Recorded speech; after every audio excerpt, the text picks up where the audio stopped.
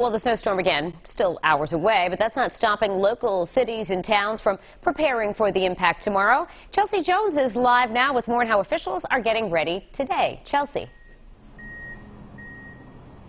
Danielle, all morning long, big trucks have been stopping here to load up on salt to treat the roads as we brace for all of that snow tomorrow.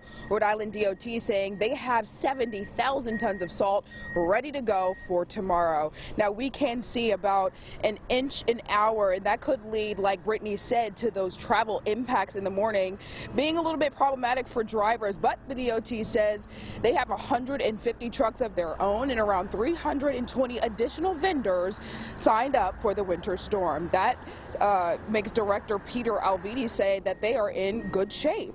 Local hardware stores also speaking out, saying they're prepared and supply chain issues aren't affecting them stocking their shelves.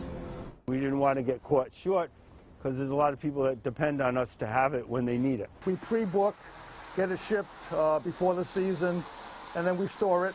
But we sold quite a lot of stuff already because people prepare. Danielle, like you mentioned, we are a ways away from when we can be expecting our first bit of snow here, so no word yet on any school cancellations or any cancellations for our testing and vaccination sites for tomorrow. But the governor is holding a press conference at 1:30 that we will be streaming live on WPRI.com. For now, live in Providence, I'm Chelsea Jones, 12 News. Thanks for the update, Chelsea. And again, with this winter storm warning in effect, now would be a great time to download that Pinpoint Weather 12 app. You can get the latest forecast anytime, live interactive radar wherever you are, and alerts when the conditions may change. Also, a reminder, we're already seeing some of those parking bans in effect, so make sure to check the app.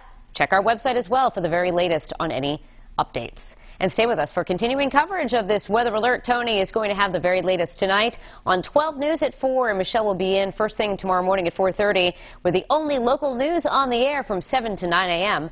on Fox Providence.